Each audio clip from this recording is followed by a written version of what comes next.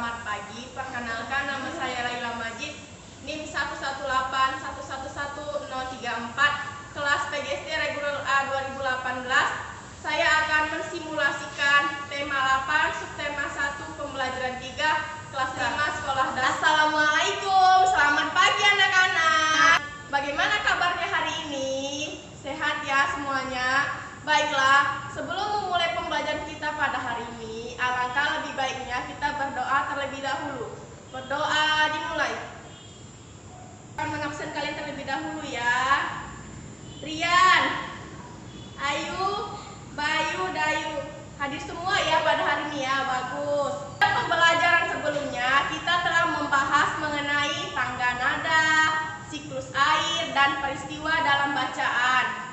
Pada hari ini kita akan mempelajari tentang tema 8, subtema 1. Kemudian pembelajaran kita dan manfaat yang akan kita pelajari pada pembelajaran hari ini ya. Yang pertama, dengan berdiskusi siswa mampu mengidentifikasi peristiwa teks dengan benar.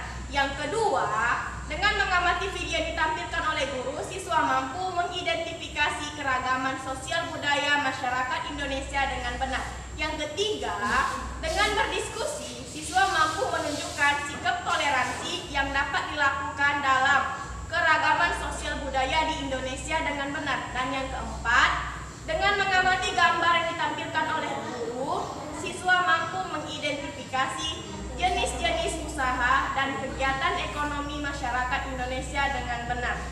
Semangat ya, 1, 2, 3. Pada hari ini kita akan mempelajari tema 8 mengenai lingkungan sahabat kita. Subtema 1, manusia dan lingkungan. Lingkungan adalah tempat kita tinggal. Di lingkungan yang kita tempati banyak keragaman yang kita temui. Dalam teks non-fiksi dapat ditemukan dengan membaca teks secara seksama. Urutan peristiwa dalam teks dapat diketahui dengan cara membaca teks secara berurutan dari awal hingga akhir. Uluk Palin. Rumah Betang atau Rumah Panjang Uluk Palin terletak di Kapuas Hulu, Kalimantan Barat. Rumah Betang ini berukuran 268 meter, tinggi 5-6 meter, dan memiliki 53 bilik rumah. Menurut data pada tahun 2007, Rumah Betang Uluk Palin dihuni lebih dari 500 jiwa yang terdiri atas sekitar 130 kepala keluarga. Tidak diketahui persis pada tahun berapa Rumah Betang ini pertama kali dibangun. Namun, diperkirakan rumah ini pertama kali didirikan oleh komunitas Tanak Tamambaloh Apalin pada tahun 1800-an. Kemudian, Rumah Betang ini pernah diperbaiki pada tahun 1940-an karena kebakaran. Rumah Betang ini juga telah 3 kali berpindah lokasi karena menyesuaikan dengan perubahan alur Sungai Ulu dan Sungai Nyabau akibat erosi. Seperti ini ya anak-anak bentuk rumah Betang Uluk Dalam Palin. tradisi Dayak, Rumah Betang dan hutan adalah pusat sekaligus bagian terpenting semesta kehidupan.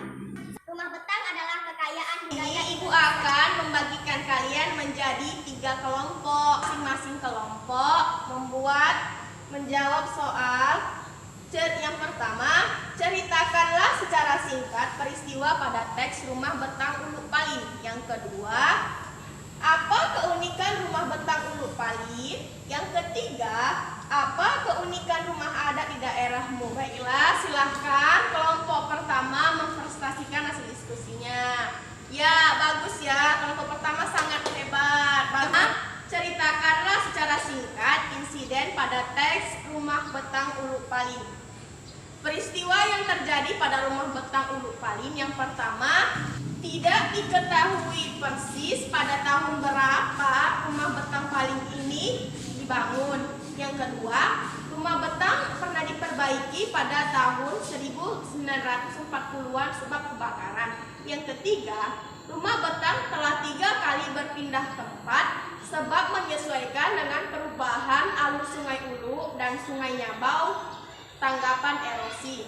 Yang kedua, apa keunikan Rumah Betang? Panjang 268 meter, tinggi 5-6 meter, dan memiliki 53 bilik rumah. Rumah Betang Uluk Palin dihuni lebih dari 500 jiwa yang terdiri atas sekitar 130 kepala keluarga. Yang ketiga, Rumah Betang Uluk Palin telah 3 kali berpindah lokasi.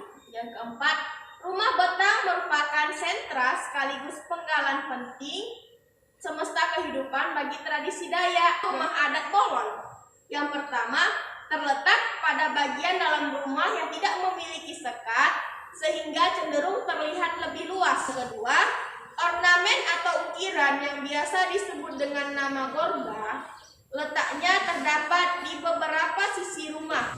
Sampai di sini, adakah anak-anak ibu yang ingin bertanya? Ya baik, sepertinya tidak ada ya. Kalian sudah kita lanjut. Bangsa Indonesia beragam budaya, adat dan istiadatnya. Setiap daerah memiliki ciri khas adat dan istiadatnya. Keberagaman itu tentu diperlukan sikap toleransi di antara masyarakat Indonesia. Selanjutnya ada keberagaman suku bangsa, rumah adat, dan tari tradisional di Indonesia. Tiap pulau di Indonesia memiliki keragaman. Indonesia yang memiliki keberagaman suku bangsa, budaya, bahasa daerah. Yang pertama ada keragaman suku bangsa. Yang kedua yaitu keragaman jenis keragaman sosial budaya. Yang ketiga yaitu keragaman rumah adat. Berikut ini adalah beberapa contoh keberagaman yang ada di Indonesia. Yang pertama yaitu Pulau Sumatera. Terdiri dari suku Aceh, Batak Toba, Nias, Karo, dan memiliki kesenian daerah seperti tari tortor. Yang kedua ada Pulau Jawa, memiliki suku Sunda, Baduy, Betawi, Jawa, dan Tengger. Memiliki rumah adat Baduy, rumah adat Joglo, memiliki kesenian daerah seperti tari jaipong, tari serimpi, yaitu Pulau Kalimantan, memiliki suku Ngaju, Dayak, Banjar, memiliki rumah adat Tua yang terdiri dari suku Asmat, suku Dani. Baiklah, ini contoh rumah adat yang ada di Indonesia.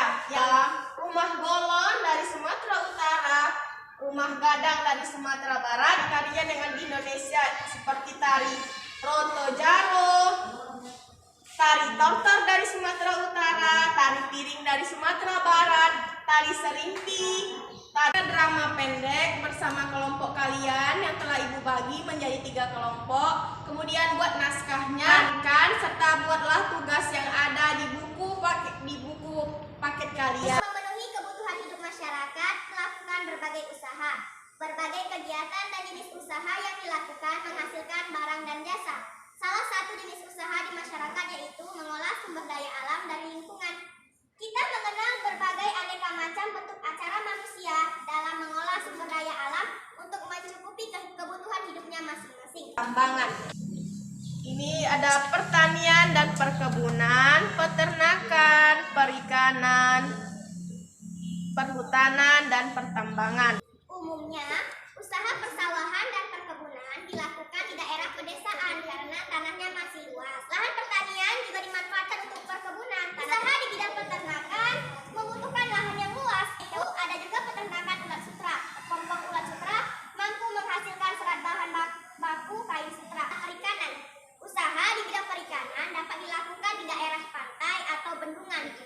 Aman. Kerjakan di lampiran lembar kerja peserta didik secara berkelompok ya. Pembelajaran kita pada hari ini ialah Indonesia memiliki keragaman sosial budaya, yaitu keragaman suku, bahasa daerah, adat istiadat. Tetapi Indonesia tetap satu kesatuan juga, yaitu Bhinneka Tunggal Ika. Cukup sampai di sini pembelajaran kita pada hari ini dari pembelajaran 4. Sebelum mengakhiri pembelajaran kita, alangkah lebih baiknya kita berdoa terlebih dahulu. Berdoa menurut agama dan kepercayaan kita masing-masing. Berdoa dimulai. Berdoa selesai. Diakhiri dengan wassalamualaikum warahmatullahi wabarakatuh. Selamat pagi anak-anak.